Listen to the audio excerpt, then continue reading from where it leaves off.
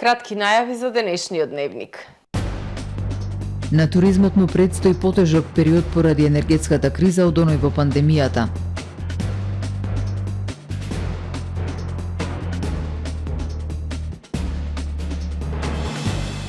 Хотелите и гостителите ќе добијат поддршка со владините мерки, вели Бектеши.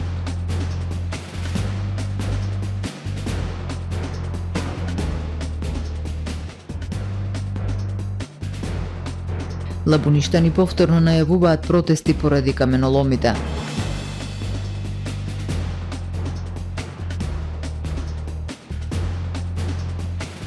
Охридската липа е природно богатство поради големата биолошка вредност.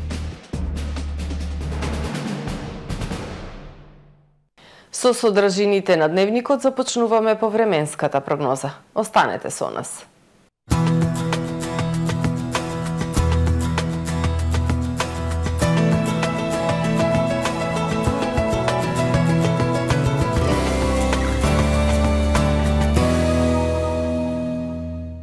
Во Охрид денес времето умерено облачно и нестабилно, имаше слаби локални врнежи од дожд, беше ветровито и релативно топло. Максималната дневна температура достигна 21 степен Целзиус. Во текот на ноќта кон среда ќе биде ведро со локална облачност и посвеж. Ќе има и пад на температурите. Утре над најголем дел од Европа времето умерено облачно и нестабилно, ќе има локална облачност, врнежи од дожд и продор на постудена воздушна маса од север. На Пиринејскиот полуостров и по југоисточна Европа сончево со локална облачност и потопло време. На Балканскиот полуостров во среда не очекува претежно сончево време со локална облачност и малку повисоки температури. Локално во Црна Гора и Албанија ќе има врнежи од дожд, а на север и исток од полуостровот зголемена облачност. Максималните дневни температури на Балканот во интервал од 16 до 26 степени Целзиусови. Во Македонија во среда не очекува претежно сончево време. Ќе има локална облачност, ќе биде ветровито, но потопло. Попладне и вечерта ќе дојде и до зголемување на облачност.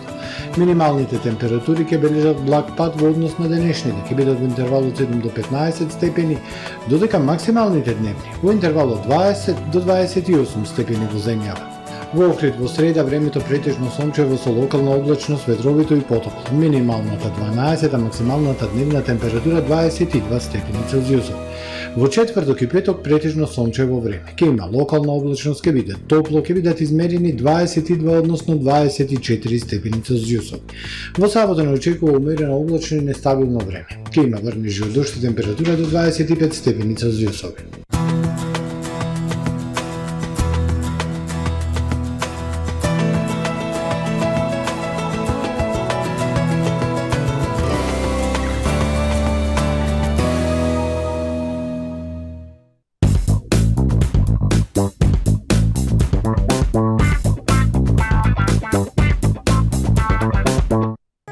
Супер акција во Миса Маркети.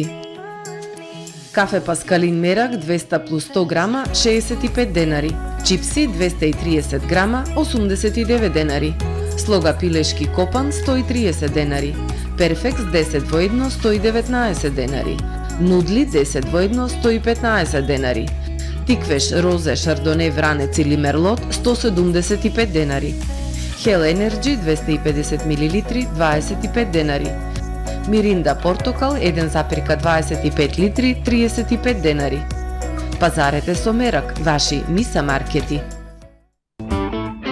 Дисконт Златна капка. Прв избор за сите ваши прослави и семејни веселби. Вршиме дистрибуција на сите видови алкохолни и безалкохолни пијалоци по најповолни цени во Струга и Охрид. Од нашата винска карта одберете вино од реномирани странски и домашни компании. Од богатиот асортиман со над 600 производи, покрај алкохолни и безалкохолни пијалоци, можете да се снабдите и со квалитетни чаеви и кафе. Тајната на 5-годишното успешно обстојување е секогаш задоволни клиенти. Дисконт Златна капка.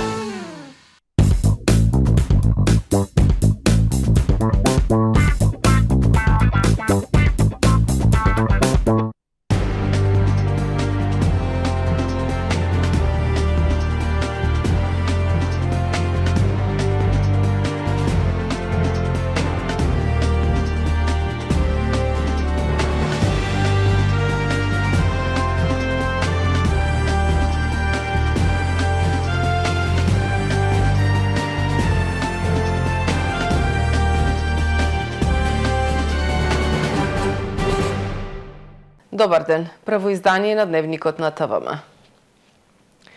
Туристичкиот сектор се соочува со многу предизвици, посебно во услови на економска и енергетска криза. Експертите прогнозираат дека предстои потежок период во однос на оној од пандемијата. Доколку владата не преземе итни мерки, доведени во прашање се работните места на голем број вработени во туристичката индустрија.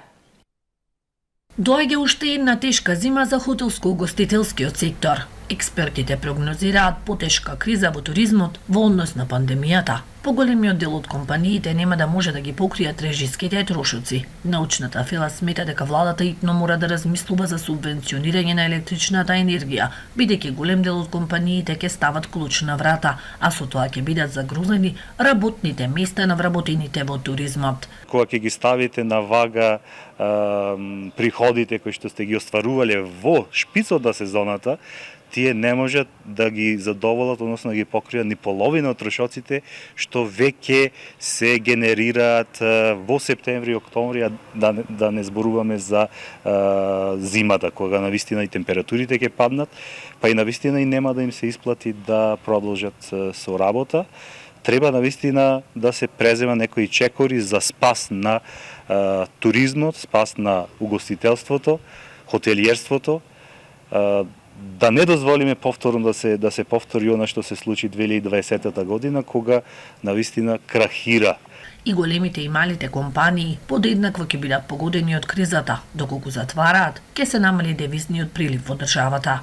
Периодот што следи ќе исто така многу тежок, можеби и потежок отколку во периодот на корона, и треба да им се помогне. Знам дека ќе затварат дел од хотелите, посебно тие што не се во градското јадро, и тоа е можеби подобра алтернатива отколку да прават големи трошоци.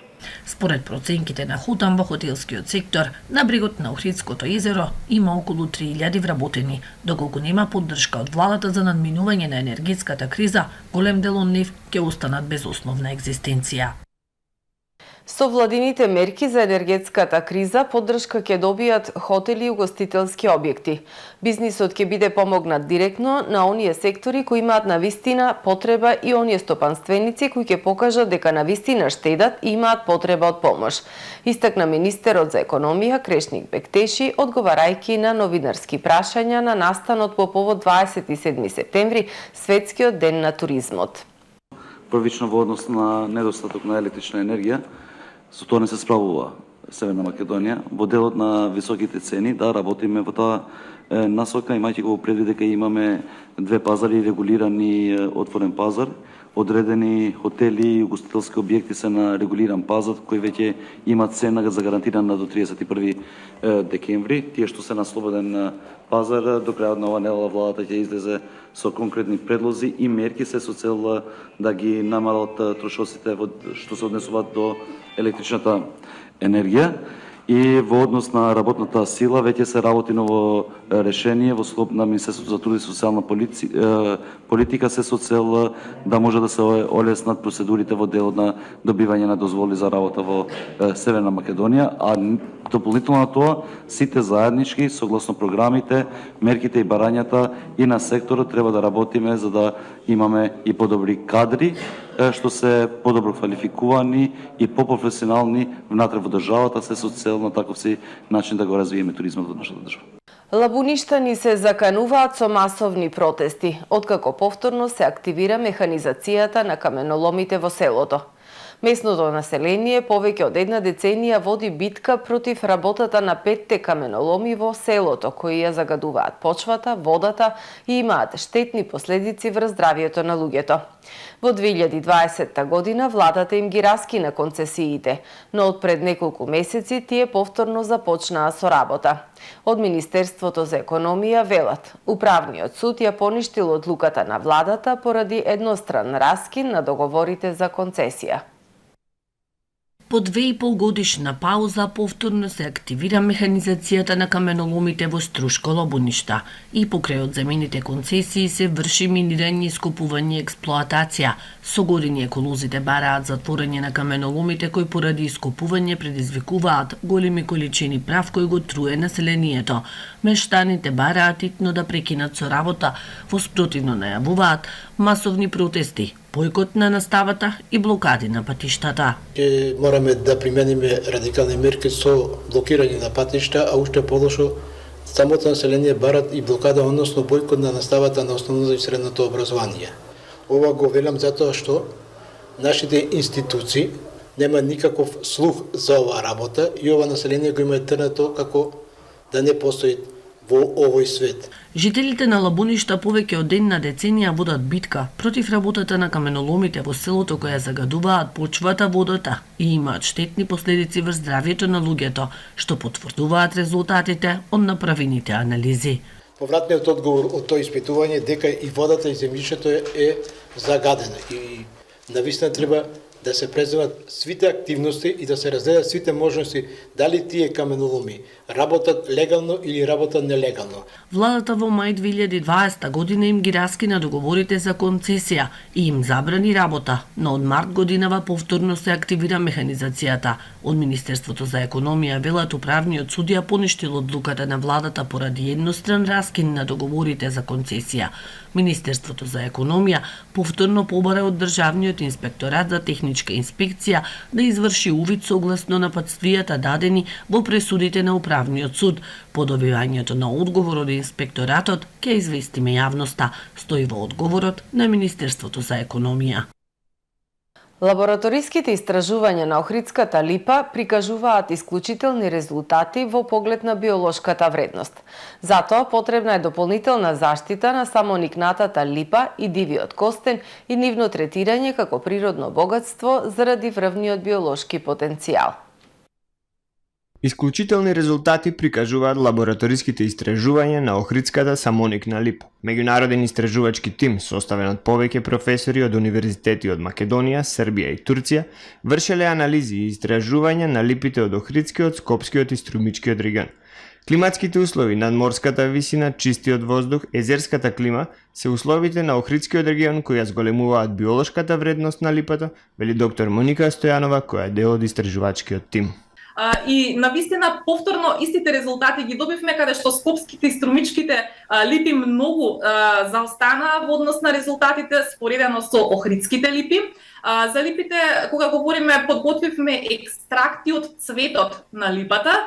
Исто ги анализиравме од аспект на тешки метали, хемиски состав и биолошкиот потенцијал, односно антиоксидативно антимикробно дејство и во моментов се во тек истражувањата за антивирусното дејство кое што го имаат овие екстракти. Во лабораториски услови подготвен е сосем нов производ од светски рамки, а станува збор за ладен чај од липа, кој што дополнително е збогатен со екстракт од цветот од липа. Се надеваме доколку се покаже некој поголем интерес и од страна на индустриите во Македонија, овој производ можеби за догледно време би станал и комерцијално достапен, односно градот Охрид пред се како место од каде што потекнува суровината, а понатаму и Македонија ќе може да го добие и својот, можеби да кажам, меѓу првите функционални производи кои што ќе изобилуваат со биолошка вредност. Охридската самоникна липа ги содржи сите потребни компоненти на едно место, при што нема потреба од додавање на компоненти од други растенија. Доктор Стојанова апелира дека Охридската самоникна липа и дивиот костен треба да добијат дополнителна заштита и да се третираат како природно богатство заради нивниот исклучителен биолошки потенцијал и вредност.